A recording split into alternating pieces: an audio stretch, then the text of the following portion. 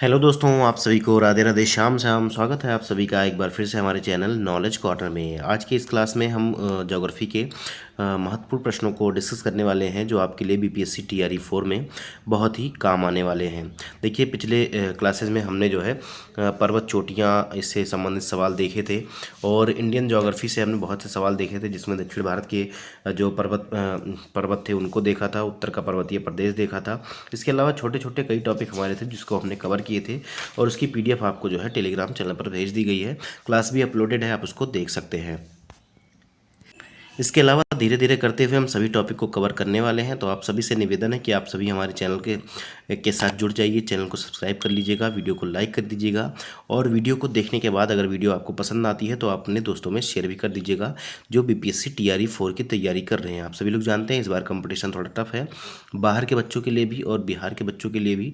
तो आप सभी लोग जो है अभी से अपने फुल जो है एनर्जी के साथ जो है लग जाइए और पीवाईक्यू के साथ साथ एनसीईआरटी और एससीईआरटी आप सभी लोग पढ़ते रहिए। देखिए, 38वीं बीपीएससी से लेकर 71वीं बीपीएससी तक के सभी सवाल हम आपको सॉल्व करवाने वाले हैं। इसके अलावा बीपीएससी टीआरई 1, 2, 3 और री एग्ज़ाम के जितने भी सवाल हैं वो भी हम आपको इस सेशन के माध्यम से कवर करवाने वाले हैं। तो आप सभी लोग कहीं मत जाइएगा, सेशन में लास्ट तक बने रहिएगा। वीडियो देखने के बाद आप कमेंट करके बताइएगा कि वीडियो आपको कैसी लगी, और इसके बाद अगर आपको कुछ किसी अन्य सब्जेक्ट की भी क्लासेस चाहिए तो आप लोग उसको भी कमेंट करके जरूर बताइएगा। देखिए, पहला सवाल है कि हिमालय में हिम रेखा निम्न के बीच होती है।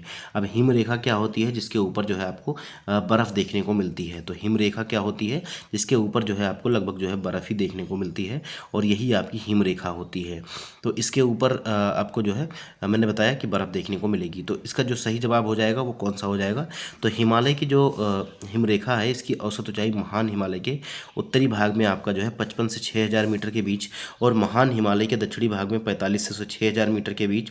और इसी प्रकार अगर पश्चिमी हिमालय की अगर हम बात करें तो यहाँ पर जो है 5800 मीटर और पूर्वी हिमालय पर जो है ये 4300 मीटर आपको देखने को मिलती है। तो अगर हम बात करेंगे तो सबसे कम जो है ये 4300 मीटर और सबसे ज़्यादा जो है 6000 मीटर। तो यहाँ पर जो है 4300 से 6000 मीटर पूर्व में ये आपको देखने को मिल सकती है। ठीक है, तो ए विकल्प जो है इसका सही माना गया है। 39वीं बीपीएससी में ये सवाल पूछा गया था 1994 में। देखिए, हिमालय में जो है हिम रेखा की औसत ऊंचाई महान हिमालय में कुछ और है उत्तरी, और महान हिमालय के उत्तरी भाग में थोड़ा आंकड़ा अलग है, दक्षिणी भाग में थोड़ा आंकड़ा अलग है।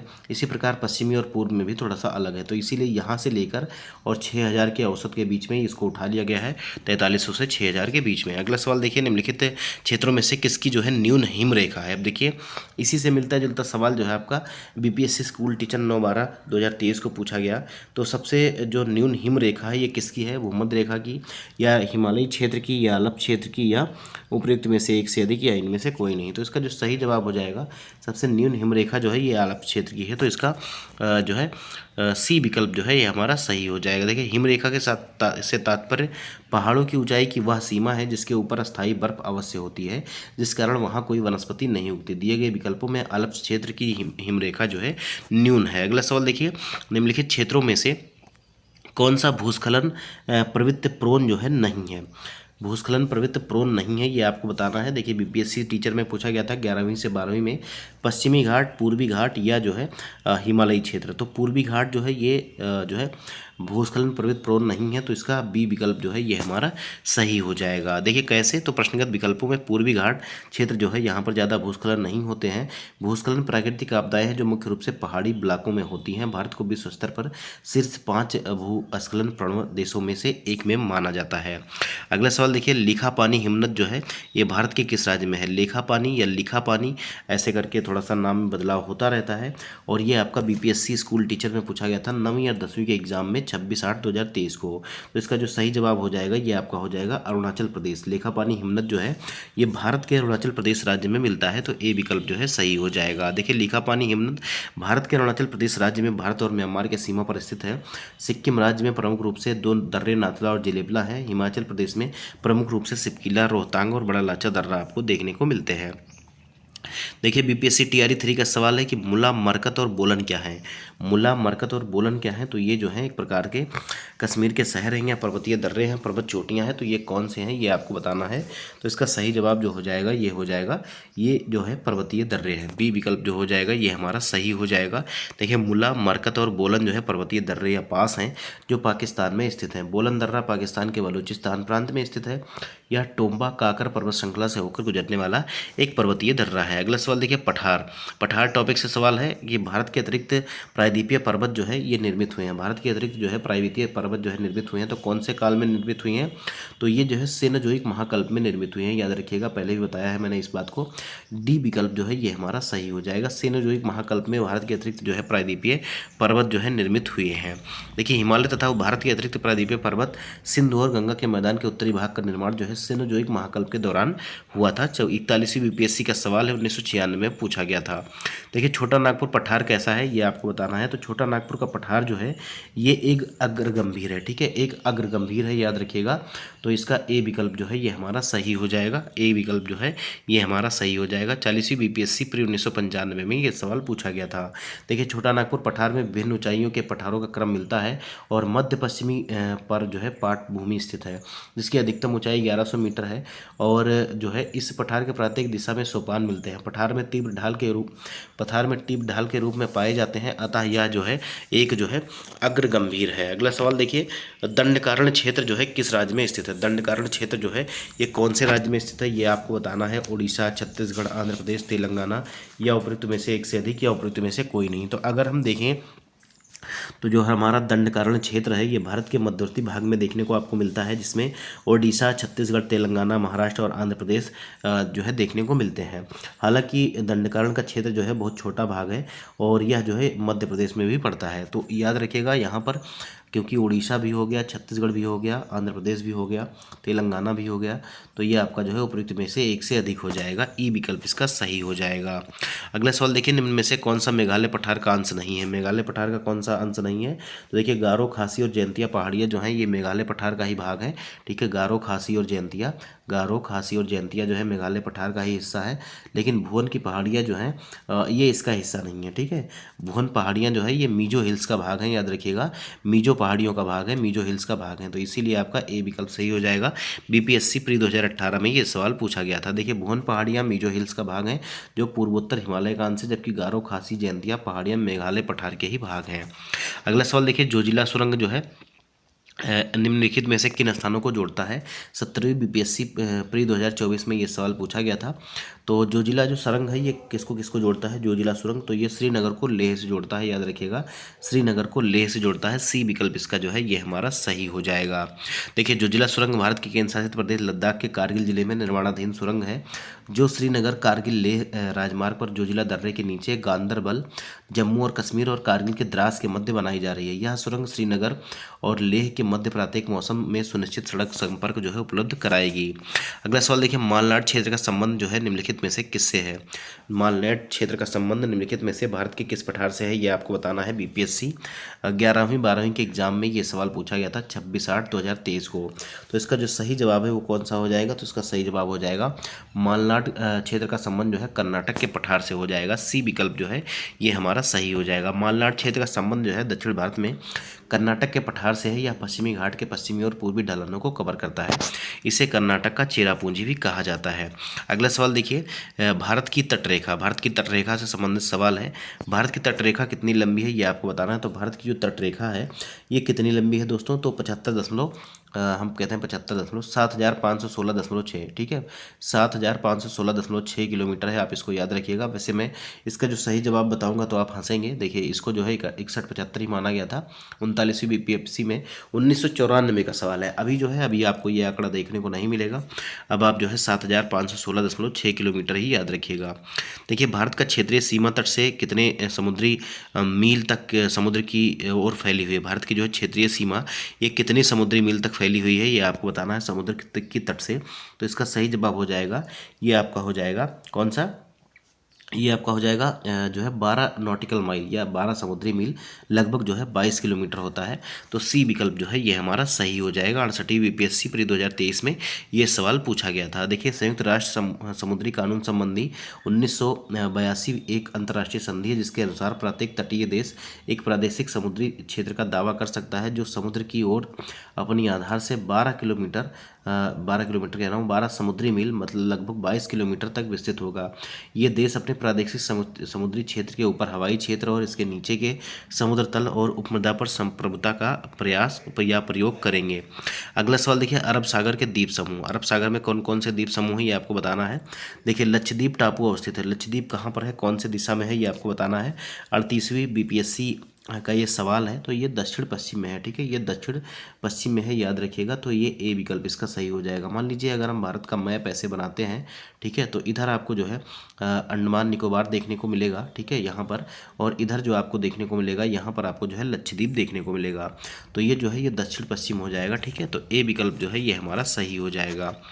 लक्षद्वीप में कितने द्वीप हैं ये आपको बताना है। लक्षद्वीप में जो है कितने द्वीप हैं, तो इसका जो सही जवाब हो जाएगा ये जो है 36 द्वीप हैं। ठीक है, 36 द्वीप हैं। सी विकल्प जो है ये हमारा सही हो जाएगा। 45वीं बीपीएससी प्री 2001 में ये सवाल पूछा गया था। देखिए, लक्षद्वीप अरब सागर में केरल के कोच्चि तट दक्षिण पश्चिम भारत से लगभग 220 से 440 किलोमीटर की दूरी पर विस्तृत द्वीपों का एक समूह है।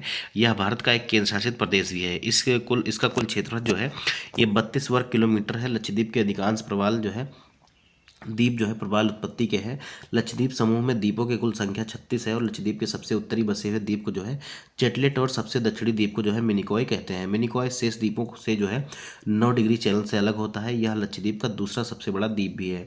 कावारत्ती लक्षद्वीप की राजधानी है, जो कावारत्ती द्वीप पर ही स्थित है। लक्षद्वीप का सबसे बड़ा द्वीप जो है एडराट अथवा एडरॉथ है। अगला सवाल देखिए, द्वीपों का समूह लक्षद्वीप किसका एग्जाम्पल है या किससे बना हुआ है, तो ये प्रवाल उत्पत्ति का है। अभी ऊपर है आपने देखा था, ये जो है प्रवाल उत्पत्ति का है या मूंगे का है। ठीक है, ए विकल्प जो है ये हमारा सही हो जाएगा। 39वीं बीपीएससी में ये सवाल पूछा गया था 1994 में। देखिए, कोरल रीफ का ये बना हुआ है। देखिए, महाद्वीपों यह जो है द्वीपों का समूह जो लक्षद्वीप है प्रवाल उत्पत्ति का है। भारत में प्रवाल भित्तियों अंडमान और निकोबार द्वीप समूह, मन्नार की खाड़ी, लक्षद्वीप, मालवन महाराष्ट्र और कच्छ की खाड़ी में ये आपको पाई जाती हैं। अगला सवाल देखिए, निम्नलिखित में से किस क्षेत्र में प्रवाल भित्तियाँ जो है नहीं पाई जाती हैं। तो अभी आपने देखा मन्नार की खाड़ी में जो है पाई जाती हैं और कच्छ की खाड़ी में भी पाई जाती हैं। तो ये कहाँ नहीं पाई जाती हैं, तो ये कैम्बे की खाड़ी में नहीं पाई जाती हैं, याद रखिएगा। तो ये ए विकल्प जो है सही हो जाएगा। बीपीएससी प्री 2019 में ये सवाल पूछा गया था। अगला सवाल देखिए, भारत के राज्य और केंद्र शासित प्रदेश से संबंधित सवाल है। कहा जा रहा है कि उत्तराखंड का कौन सा जिला जो है तिब्बत से सीमा साझा नहीं करता है। उत्तराखंड का कौन सा जिला जो है तिब्बत से सीमा साझा नहीं करता है, ये आपको बताना है। देखिए, उत्तराखंड के 3 जिले जो हैं ये तिब्बत से सीमा साझा करते हैं, जिसमें आपका पिथौरागढ़, चमोली और उत्तरकाशी आता है। लेकिन आपको देखिए अल्मोड़ा यहाँ पर दिया गया है। अल्मोड़ा जो है ये उत्तराखंड का एक ऐसा जिला है जो तिब्बत के साथ जो है सीमा साझा नहीं करता है, तो याद रखिएगा। देखिए, उत्तराखंड के पिथौरागढ़, चंपावत और उधम सिंह नगर जो है ये नेपाल से भी सीमा अपना साझा करते हैं। पिथौरागढ़ नेपाल और तिब्बत दोनों के साथ जो है कॉमन बाउंड्री शेयर करता है। अगला सवाल देखिए, भारत के कितने राज्यों की सामान्य सीमा पाकिस्तान एवं बांग्लादेश के साथ है। भारत के कितने राज्यों की जो है सामान्य सीमा जो है बांग्लादेश और पाकिस्तान के साथ है, ये आपको बताना है। तो इसका जो सही जवाब माना गया दोस्तों, ये आपका उपयुक्त में से कोई नहीं माना गया था, क्योंकि इसको 2 तरह से माना गया। देखिए, एक तो अगर हम देखें तो बांग्लादेश आपका यहाँ हो जाएगा, पाकिस्तान आपका यहाँ हो जाएगा, तो कोई भी जो है कॉमन बॉर्डर कैसे शेयर कर लेगा। तो इसी बेस पर इसको जो है ई विकल्प मान लिया गया। तो याद रखिएगा, स्कूल टीचर और हेडमास्टर में 10/12/2023 को जो है पूछा गया था ये सवाल। देखिए, पाकिस्तान के साथ सीमा बनाने वाले भारतीय राज्य एवं केंद्र शासित प्रदेश जम्मू और कश्मीर, लद्दाख, पंजाब, राजस्थान एवं गुजरात है। और बांग्लादेश के साथ सीमा बनाने वाले भारतीय राज्य असम, पश्चिम बंगाल, मिजोरम, मेघालय और त्रिपुरा है। तो इनमें से किसी की भी कॉमन बॉर्डर नहीं है, याद रखिएगा। अगला सवाल देखिए, मध्य प्रदेश की सर्वाधिक लंबी सीमा किस राज्य के साथ है।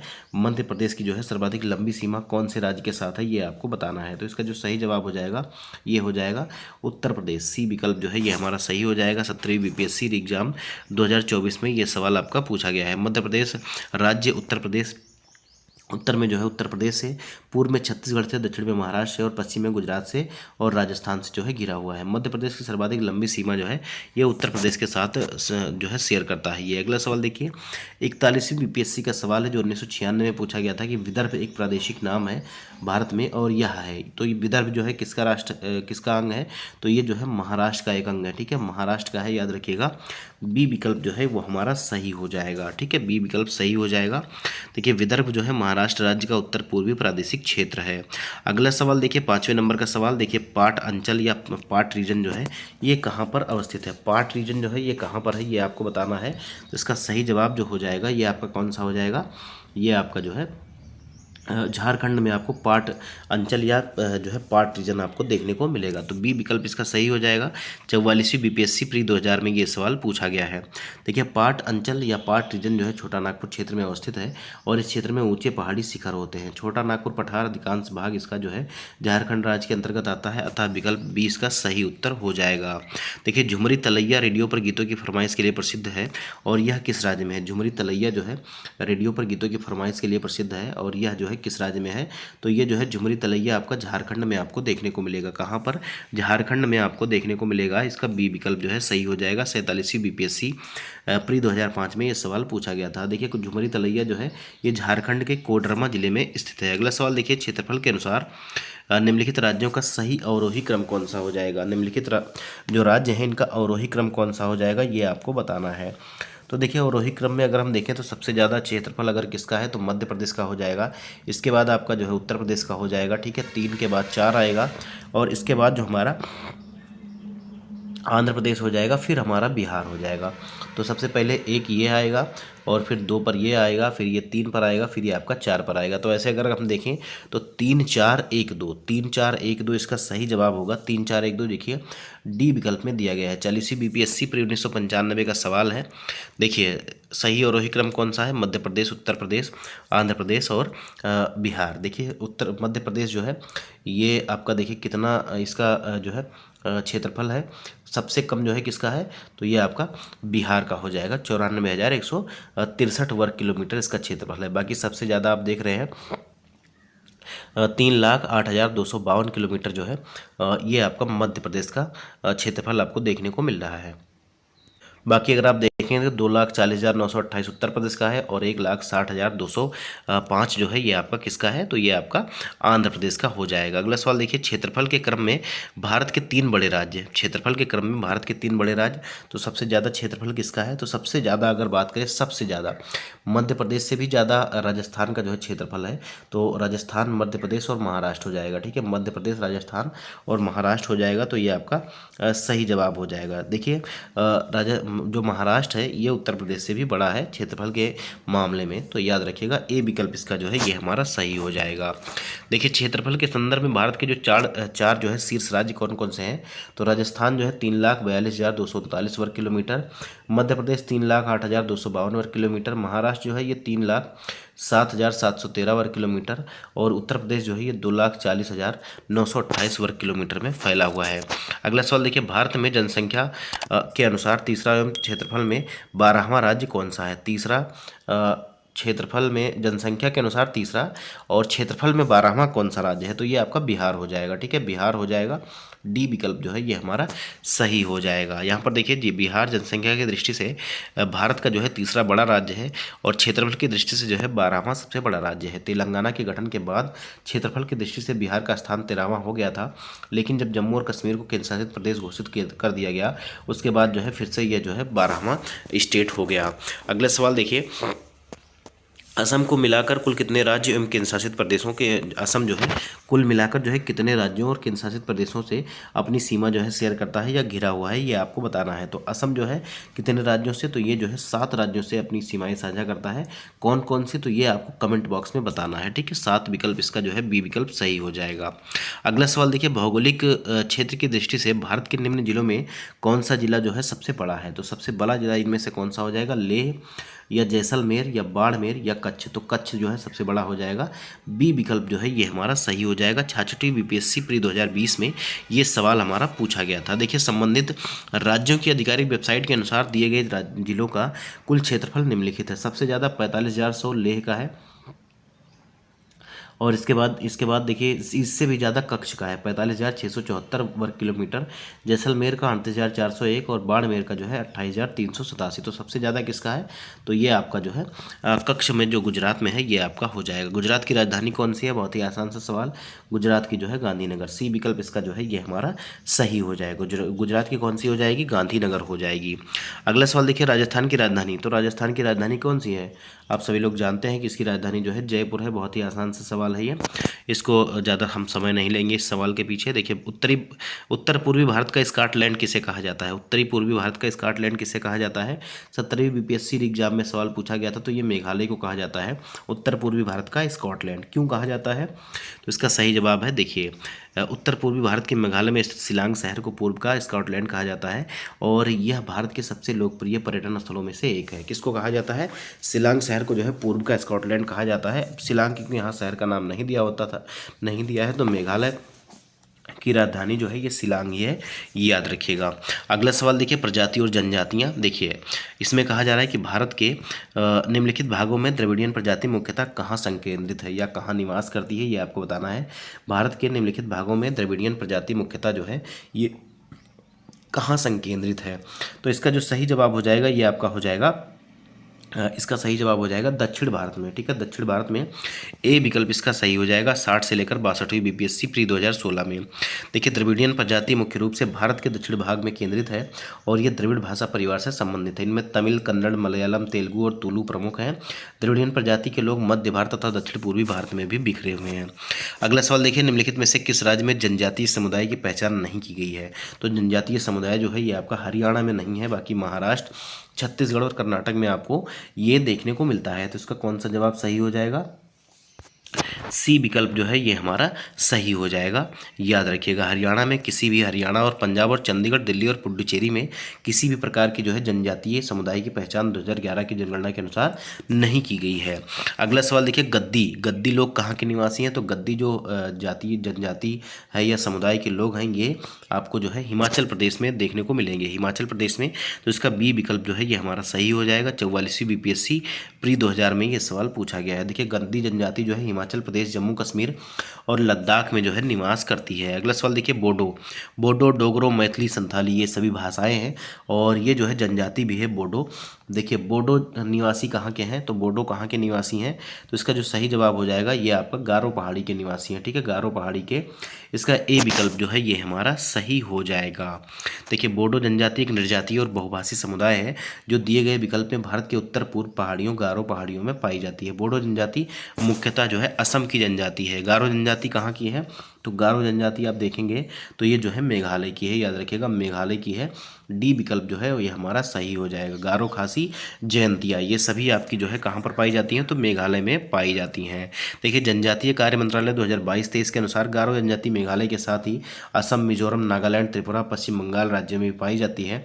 अतः सर्वाधिक उपयुक्त विकल्प जो है डी सही हो जाएगा। अगला सवाल देखिए, भील जनजाति कहाँ पाई जाती है, भील जनजाति जो है ये महाराष्ट्र में आपको देखने को मिलती है, याद रखिएगा डी विकल्प जो है सही हो जाएगा।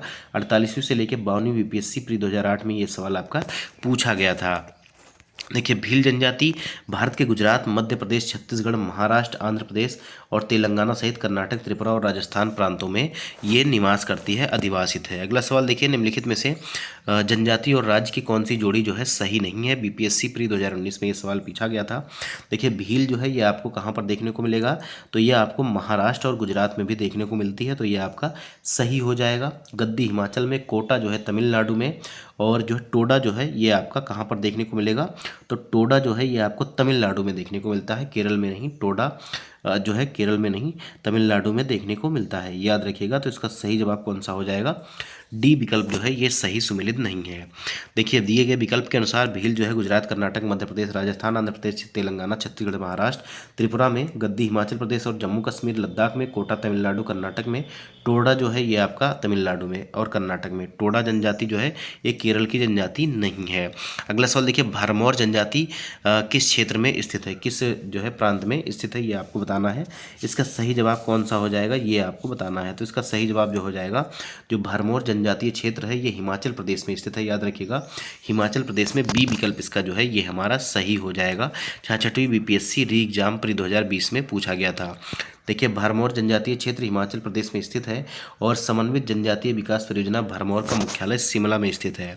अगला सवाल देखिए, मणिपुर की मध्य घाटी में संकेंद्रित गैर अनुसूचित जनजातियों को कहा जाता है, तो क्या कहते हैं ये आपको बताना है। मणिपुर की मध्य घाटी में संकेंद्रित गैर अनुसूचित लोगों को कहा जाता है, तो इनको जो है मैतेई कहा जाता है। अभी आपने देखा होगा कुकी और मैतेई लोगों के बीच में जो है मणिपुर में काफ़ी ज़्यादा दंगे हो रहे हैं और काफ़ी ज़्यादा जो है उत्पात मच रहा है। तो इसका कौन सा जवाब सही हो जाएगा, तो इसका जो है हमारा ए विकल्प सही हो जाएगा। तो आज के सेशन में दोस्तों इतने ही सवाल थे।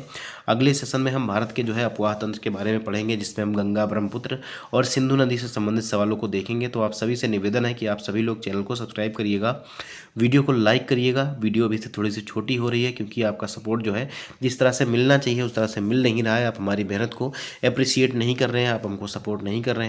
तो जैसे जैसे आपका सपोर्ट बढ़ता जाएगा वैसे ही वीडियो की लेंथ भी लंबी होती जाएगी। मिलते हैं अगले वीडियो में, तब तक के लिए जय हिंद, जय भारत, नमस्कार।